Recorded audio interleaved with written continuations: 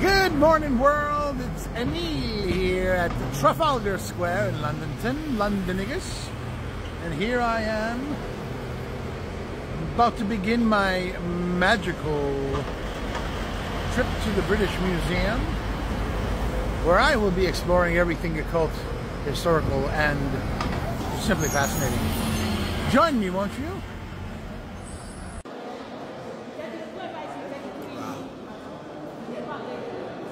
Incredible. I don't think this will be here in the next 4 to 5 years. It's going back to Chile. And here we are. At possibly the most controversial of artifacts in the British Museum. These are called the Benin bronzes. These are bronze, pure bronze plaques that tell the history and story and traditions and cultures of the people of the Benin people, which were Africans. And Benin was somewhere in like the throat of the African continent, if you will, like at the bottom of the horn, if you will. And the story is pretty crazy. As the story goes, it's basically the British, quote, were occupying the area, and they sent some, like a mission of, to do something. I don't know. This was like in almost the 20th century, like 1890 something. And whatever that mission was caused like the people of the African nation to fight with the British. And so 230 Africans were killed, 7 British were killed, and because those 7 British were killed, London, England, and Great Britain sent like 1,700 or something like, or 2,200 or like 1,000 people, I don't know, like a lot of people. And they came and they basically slaughtered, plundered, destroyed, deposed the Benin king. And then they said, hey, you know what, we're going to take these things, these bronzes as spoils of war, to like pay for the war. Right? And these are like items that are like their holy artifacts that tell their stories. You know?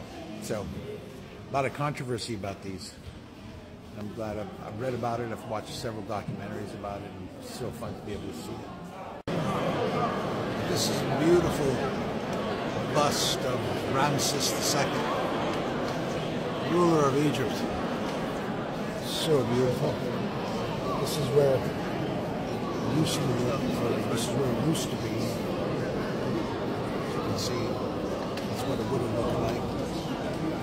This is the upper part of the colossal.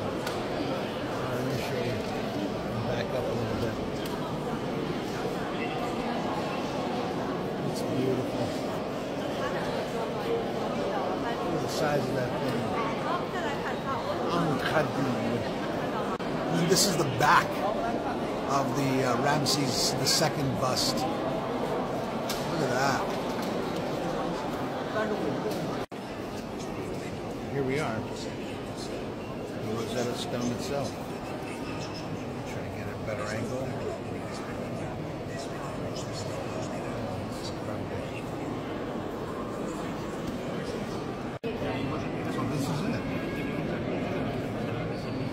Rosetta Stone.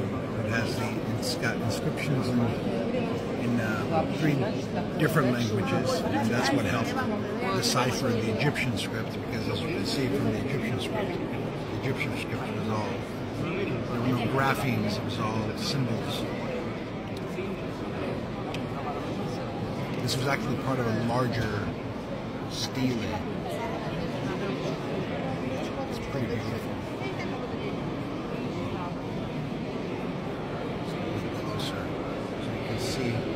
That's the Egyptian script.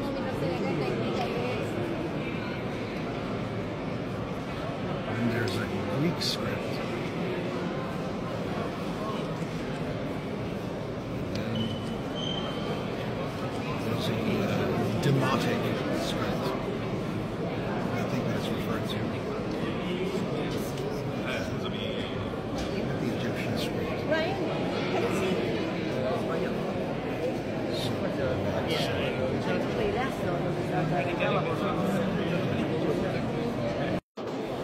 This is the winged bull with a human head. This is of Assyrian tradition, and it's interesting because what you'll notice is it's actually got 5 legs, right? You see 1, 2, 3, 4, and then a hind leg, a 5th leg, and it was basically an artistic action to be able to show that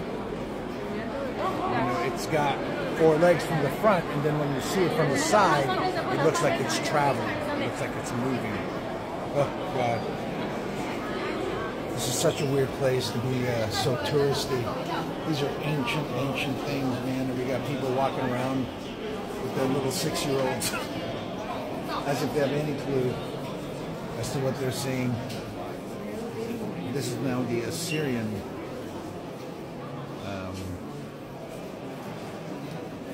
gallery. These are called the Truth Bearers, and that's cuneiform writing. Probably the first form of actual human writing ever discovered. It's really beautiful. Look, you can see some of it on this side. Dont les commandements pulvérisent les montagnes et les mers. Great king, strong king, king of the universe. They really thought highly of themselves. So that's what basically the cuneiform writing is showing. And then down here is Assyrian troops. Incredible. Up top you can see it's like an image of the king returning to the camp after it has triumphantly destroyed something. Because that's what it's all about. Destruction of men in their lives, whose average age was 19, or probably much younger. Now what's interesting about this one is it's got that handbag.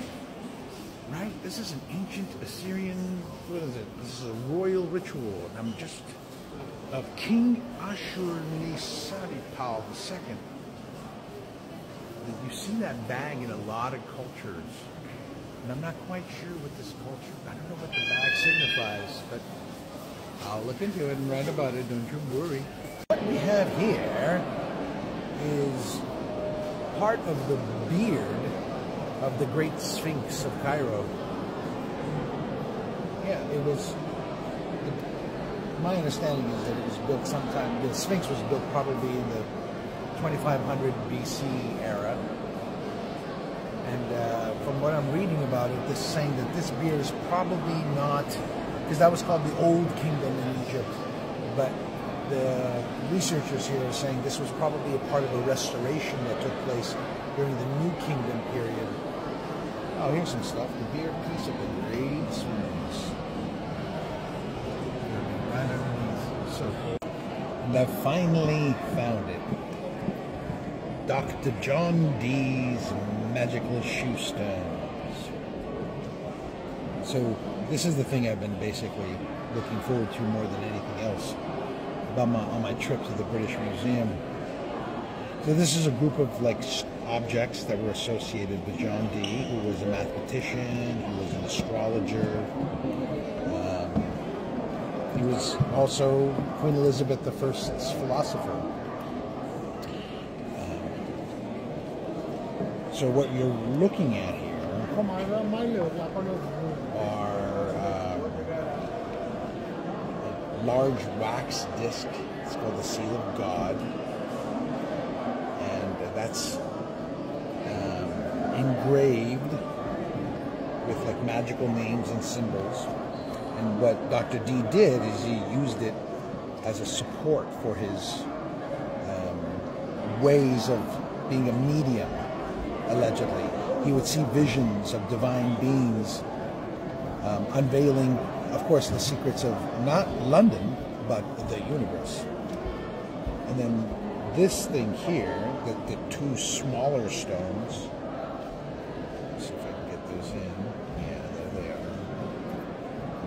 These are golden discs that gave him visions of these 4 castles. You see that? It's so interesting. And that big obsidian disc back there is, even though it's generally seen in Aztec culture, he used that as his primary divining tool. The shoe stone. So incredible. So this thing is called the Systema Mystica. And apparently, this guy named Charles Townley bought this from somebody else. And based on some speculation, I'm sure, he believed that this was the casket that was used in the Dionysian mysteries, potentially the Eleusinian mysteries as well. It was found near a place called Fortuna in Italy, which, you know, you could go, well, why isn't it in Italy? But it could have been bought and sold. It was probably more a container for like cosmetics and things like that. But this guy who bought it basically said that this must be one of the containers that have the mystical juices that the people would drink when they would go out to the raves. Oh, did I say raves? I mean Dionysian mysteries.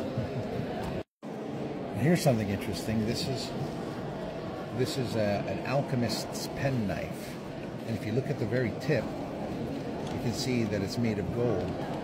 And so there were these people called the puffers, who pretended that they could use the magic of alchemy to turn things into gold. And so they would use these kinds of things and say, look what happened, I dipped this into my elixir and it turned into gold. The thing next to it is a bullet made out of gold too. And these were like the things and the tricks that the people would use in the 16th, 17th centuries and to try to con people, mostly in Western Europe, into thinking that they can turn lead into gold, which is unfortunately what most school kids are taught about alchemy. But alchemy is so much more than that. And one of the most interesting things about the Rosetta Stone is that people think it's only in 3 languages, and it's actually not, it's in 4. So up here, you've got the hieroglyphics, and in the middle, you've got what's referred to as the Coptic language, which would have been the language of the Egyptians, and then beneath it is you have the Greek text, right? And so this is a copy of that, this is a copy of that. But there's also,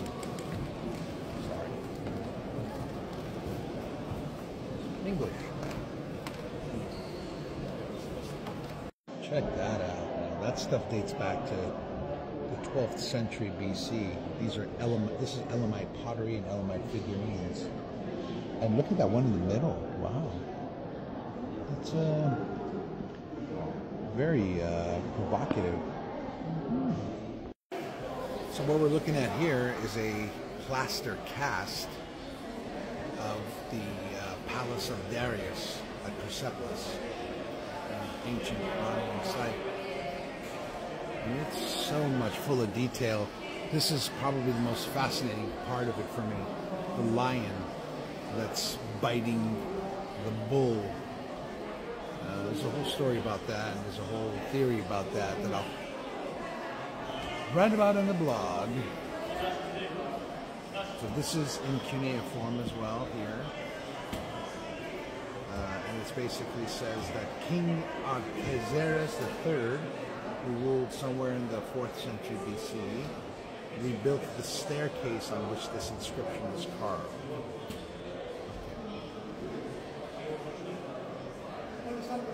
So the staircase was apparently an alteration to the palace. And this is what the, let me turn it upside down. I'll tell you exactly what it says here. It reads, "A great God is Ahura Mazda, who created this earth, who created yonder sky, who created man, who created happiness for man, who created me, Artaxerxes. This stone staircase was built by me in my time, saith Artaxerxes the king.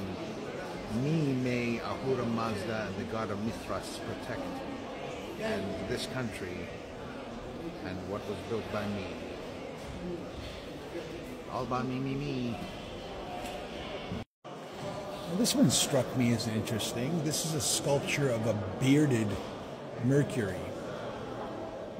So this is part of a Parthian temple sculpture, and it's the Roman god, Mercury, or Hermes in Greek. It was the messenger god and god of merchants, which is nonsense. That's not at all what it was. Just that's how the English have interpreted it, in my opinion. But what you can see is that he's basically carrying a money bag with the wings at his heels. If you look at the heels, he's got some wings on. His beard, he's got a diadem. But these aren't classical. You know what it is? It's just this is just a showing of how it is that the ancient Iranian people adapted to suit local tastes and foreign concepts. It's pretty cool. Now this is something kind of cool too. Look at this. This is a little clay tablet, and it dates back to the 3rd or the 2nd or the 1st century BC, and it was actually found in Babylon or Iraq.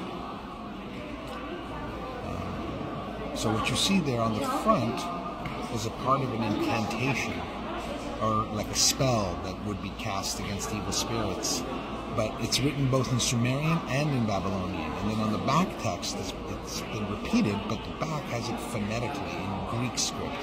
So it was like a way people would, it's basically like study cards, like little index cards that they would use to practice their Greek, Babylonian people trying to learn to speak Greek. Awesome. Ooh, now check this out. This is glazed pottery, and it's a pour, basically, but the name for it is Rita or Raita or something like that, the name for it. And it's basically a thing that pours wine. It's a little lopsided, and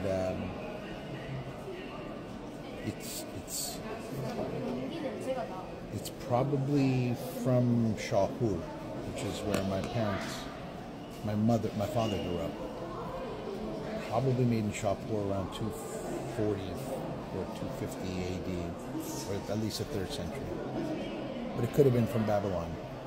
I theorize that these were actually used for religious purposes, not just as wine pouring decanters. And then there's this. This is a Zoroastrian container for the bones of dead people. Check that out. So the official religion of the Sasanian Empire was Zoroastrianism, which is thought to be the first of the monotheistic religions. So people who were Zoroastrians basically believed that their dead should basically be, like subsumed by nature, by the elements or by wild animals.